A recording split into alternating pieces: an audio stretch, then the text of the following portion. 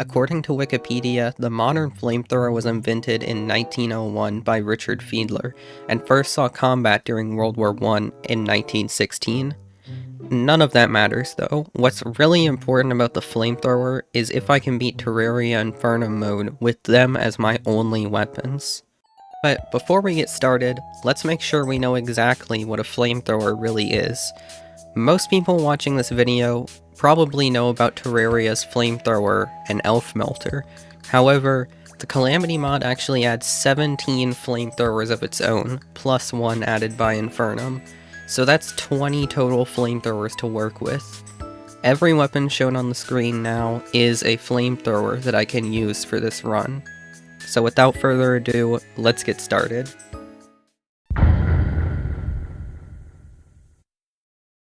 The very first thing I did when I entered the world was trash all of these disgusting non-flamethrower weapons. Then I chopped down some trees and began exploring the world. My first weapon will be Calamity's pre-boss flamethrower, the Spark Spreader, which can be crafted with 10 gold bars, 1 ruby, and 12 gel. These items would normally be trivial to obtain. However, with no weapon to defend against enemies, it may be a more complex task. Despite this, I found the 10 gold bars relatively quickly, and later the ruby as well. The tricky part is actually getting the 12 gel. Since I can't kill slimes, I seemingly had no way to get gel. However, just when it seemed like it might be over, I remembered my town NPCs can kill slimes for me, and I can harvest the gel without directly killing the slimes. So I had my NPCs kill the slimes until, finally, I could get my very first weapon. I still had one issue though. Flamethrowers use gel for ammo, and I wasn't going to sit around all day for my NPCs to collect thousands of gel for me, so I decided to take matters into my own hands. I found a natural boulder trap and used the wiring, a pressure plate, some lava, and a slime statue I found earlier to set up a semi-automatic gel farm. After sitting there for what felt like forever, I finally had enough ammo to fire my weapon without worry.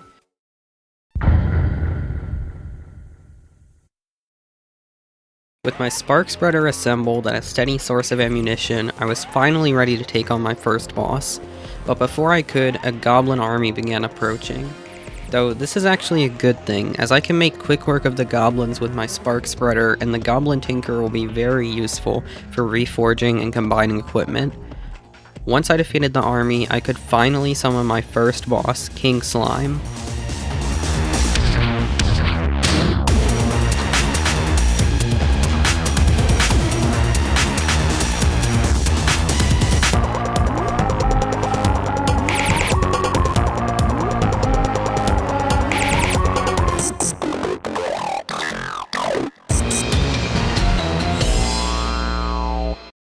Unfortunately, King Slime doesn't actually provide us with much useful loot, aside from the slimy saddle, which allows me to fall much faster.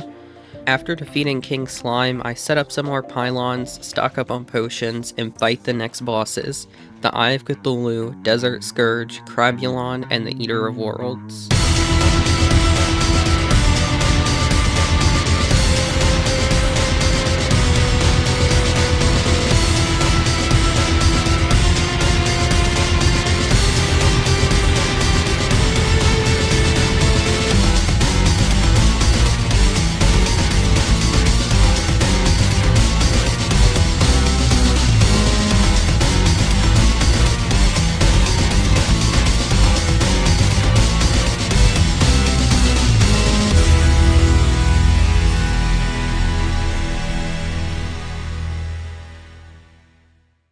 The eye gave me the much needed ability to dash, as well as providing me with some Demonite, which I combined with Shadow Scales from the Eater of Worlds to make Shadow Armor. These upgrades should be enough to face the Hive Mind, the source of my next flamethrower.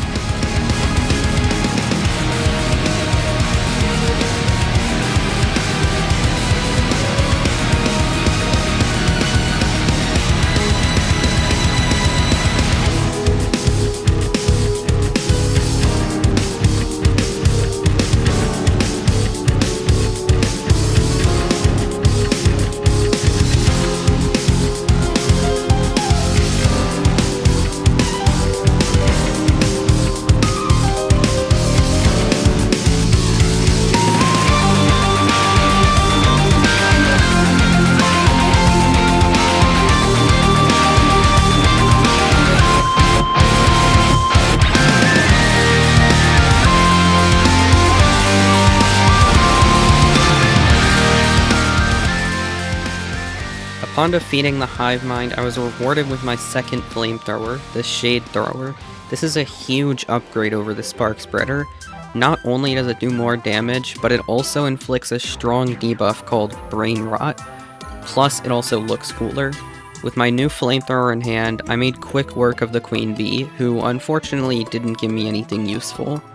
After that though, I took some time to do some fishing, as one of the Flamethrowers requires me to fish in the Brimstone Crag biome in the Underworld.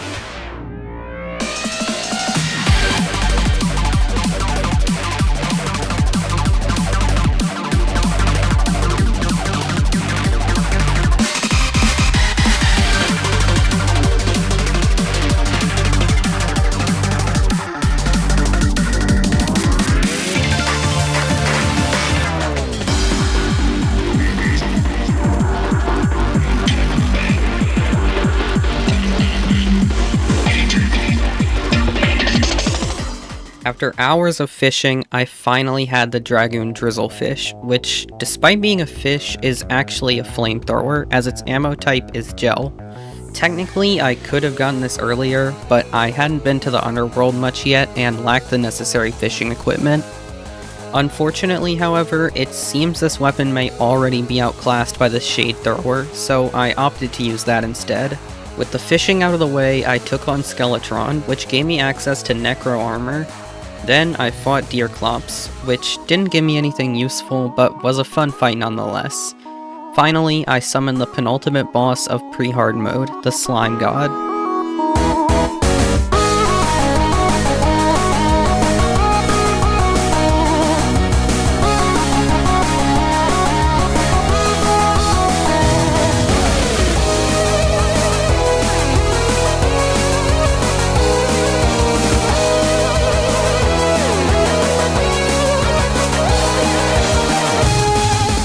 Defeating the Slime God gives me access to not only a new set of armor, but also the final Flamethrower pre-hard mode, the Overloaded Blaster. Honestly, this thing hardly seems like much of a flamethrower, but it uses gel as ammo, so the wiki classifies it as one. With my fourth Flamethrower obtained, I got to work making a huge arena for the final boss of pre-hard mode. Admittedly, it did take a few tries to defeat the wall, as I made my arena far too small at first, but I expanded it and summoned the Wall of Flesh once again.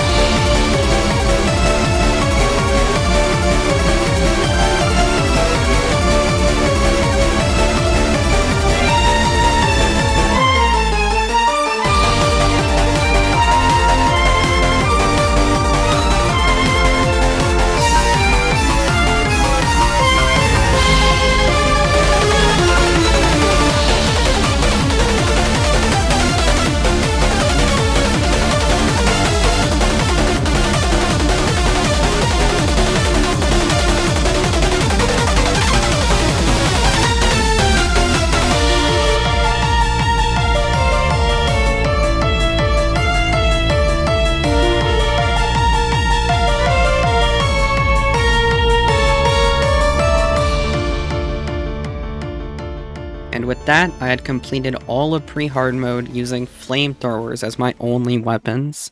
This is where I'm going to end off part 1 of this playthrough. If you want to see hard mode and post-Moonlord with only flamethrowers as well, a like and subscribe would be greatly appreciated, as I spent a long time working on this project, and this is my first video that's fully edited and voiced over.